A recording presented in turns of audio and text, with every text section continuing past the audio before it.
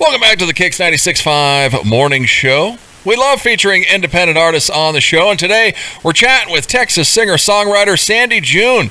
Sandee's a lifelong Texan. She started her career in nursing, raised a family, but at the age 50, she bought a guitar, taught herself how to play. Her first single came out in 2020 called Somewhere Between Hell and a Honky Tonk, and she hasn't stopped. She played this weekend at the Pocket Market Music Festival in her hometown. Her latest single, Whiskey Us Away, is out now, and we're excited to have Sandee June on the show. First, Sandee, thanks so much for coming on. Hi, Jeff. Thank you so much for having me. It's a real pleasure. I really appreciate it so much. Yeah, no problem. How's the weather over there where you're at? It's still nice for a while. It's still nice. That's wonderful. I think we're supposed to finally get some cooler stuff over here. I can't wait. It's been pretty hot in Texas. Yeah, it's been real hot in Texas. You were in Santa Fe, Texas, your hometown. You played a show this weekend. I know you weren't feeling great. How did it go? Well, it went pretty well. I had a 3-hour band practice last Thursday evening to get ready for this show, and I woke up Friday morning with a hoarse voice, and you can probably still hear a little bit of it. And so I put myself on voice rest all Friday and all Saturday. I started singing at 4:30. My set was 4:30 to 6. And thank goodness I did that, because I think if I wouldn't have done that, I wouldn't have had what I needed to get through that set. But I made it, and the show must go on, like I said earlier, and we did well, and that's all that matters. Everybody loved it, and so Sunday it was a rough day for my voice, but today I'm getting it back. Yeah, she's doing better. Yeah. Santa Fe, your hometown. So did you see people you haven't seen forever? I actually did. It was such a delight. It's kind of like a class reunion, Yeah. So it's a good thing for social media, because you do get to see and kind of keep up with your friends and family that you went to school with, but it's not the same. You don't see them. So there were a few people I saw, and I honestly didn't even recognize them because it had been so long. But it was fun catching up, and it was just such a shock for people, because they're like, what? When did you start singing? I never knew you did this, So that was real fun, and they loved it. They just loved it. Yeah, that's awesome. Well, she just kind of mentioned it. I love your story, Sandee June. You followed your dream. Your parents influenced you. You grew up with music. I don't know if it was Ed, your fiance. What was it finally to make you at age 50 say, I'm going to jump into music? Well, growing up, my mom always told me, don't die with your music still inside. And that was just a quote, something she said, like, if you want to do something new or different, or you're not happy, don't be afraid to do it. And my daddy used to always tell me, I don't care how old you get, don't ever stop learning something new. And those two things just stuck with me. My kids were grown and gone, and, I'm going to have number 12 grandchild this month. October 22nd, the number 12 is due. Wow. And I thought, I think, okay, it's time for me to do something for me, because I live for my family. They're not my number one priority, but I said, okay. I secretly went and bought myself a guitar. I didn't tell nobody. I taught myself to play on YouTube, and I was playing in 5 weeks. That's one thing about me. If I set my mind to something, I will just do it. I put tunnels around me, and I just practice and do it. And so then COVID hit, and I was going to open mics because after 5 weeks I was like, well, this is fun, but I want to sing too. And so I started going to open mics, and then one day I was hiding it all, and Ed had come home, and I was upstairs singing, and he came upstairs. He had been listening, and he said, you know what? I think you can sing. Let's go to the studio. I said, oh, no. I'm not going to the studio. I didn't even know what to expect. Well, we wound up going. So it was his nudge. It was definitely his nudge pushing me to go and just have fun and see what would happen. So we did, and we found a radio promoter, and I released that first song I ever recorded. And lo and behold, it went 31 on the charts, and that was it. That that opened up the arena for me, and it's been one song after the next. I'm just having a fun time at this age of my life, and just having fun. That's all. Yeah. Well, I mean, when did you do it? Because with your career, I mean, when were you learning guitar? Yeah. In the middle of the night? Well, it was during the day, so I wasn't working full time anymore. I had a plastic surgeon that I'd work for. Every now and then she'd call if she needed a fill in. So I was home, a good portion of the week. And when I was home, I mean, every day I was practicing 30 minutes to 3 hours every single day. Wow. And that's what I was doing. I mean, I remember my fingers were so messed up on the ends. I had a friend come over and she said, "You better stop doing that. You're going to cause nerve damage," because they were like big, fat, red little cherries on the ends, And I just kept going, and I said, "No, that's going to turn to a callus. I'm going to keep on going." Yeah. And it's a good thing I did, because it paid off. Practice and perseverance pays off. It really does. Yeah, it's great. I love that. Well, I love one quote that in your bio, you say you like classic rock. Classic rock's in your soul, but when you sing, it comes out country. It does. I guess maybe because I'm in Texas and I'm around a bunch of rednecks. I don't know, but it's just, wherever you live, you pick up that kind of, the slang. Oh, yeah. So I do love classic rock. I grew up with my parents listening to Elton John, James Taylor, Bob Seger, all the good old classic stuff, a lot of Michael Martin Murphy. But when I was at my grandparents' house, they would always have, Patsy Cline or Loretta Lynn and Johnny Cash and all the good old things playing. So I have the best of both worlds, I think, in me in music. But and I do at my shows, I'll sing some classic rock, old classics. So I do both, but I think I do got a lot of Loretta Lynn in me.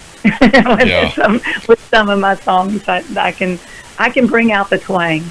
Yeah, and you can hear it. You're going to hear Whiskey Us Away here coming up. We're talking with Sandee June. Go check her out. SandeeJuneMusic.com. She's on Facebook, Instagram, YouTube. Like we said, her latest single, Whiskey Us Away, is out now. Well, and you said your kids think you're crazy. Your grandkids love you. It's been a couple years now. Are the kids accepting more of this musical tour you're on? Oh, yes, they are. So my daughter has 6 children. She has aging from age 11 to age 1. And I've actually had a brand new grandbaby every single year since 2012. They haven't stopped. So Sunday, when I was singing in my hometown, they all came, and here she comes with this big, gigantic wagon with 3 of the toddlers in there and all the other ones walking around her. And they love my music. They get in the music room with me. I'm trying to teach them to play, an instrument or something. And now my kids, when they were first coming over, after I let the cat out of the bag that I was teaching myself to play and trying to sing, they would, especially my youngest son, he likes to give me a hard time. He would come through the door and he'd put his hands over his ears and say, "Mom, give it up." And I just laughed at him. I said, "You're going to see. You're going to see. I'll show you." That's the famous last words. I'm never giving it up. And so now they come. They support me. They're all happy. And, I get to leave something behind for my family. It'll always be there. And I think it's just something great. I hope it teaches them to, never stop doing something, never stop learning something new. And that's really my goal in this, to pass on to my children and my grandchildren and anybody else out there that you're never too old to do something. It's never too late to do something or try something new. And it's good for the soul, and it makes you feel good. So that's what I hope to do. Yeah. And Ed, you mentioned it, going into the studio. He's a producer, right? Or what does Ed do? No, he's actually construction. He has a business where he has a concrete crushing plant. He owns a sand pit, and he loves music, but he and I write together. We write our songs, and he has an ear for music. So when we go to the studio, I guess you could say he is helping produce, because he adds a lot of things. And sometimes I'm like, no, we're not doing that. And then I'll let him have his way with it, and well, it just turns out really good. So I've learned to kind of sit back and let him go ahead and take the lead on things. He doesn't play the guitar or any other instrument, and he doesn't sing, but he does have a really good ear for music, and he's been a big help, my biggest supporter. I wouldn't be doing this and wouldn't be where I am today right now if it wasn't for him believing in me. He's really my biggest cheerleader. Yeah. Well, because on Whiskey Us Away, you guys are both credited for producing the song. Yes, correct. Yes.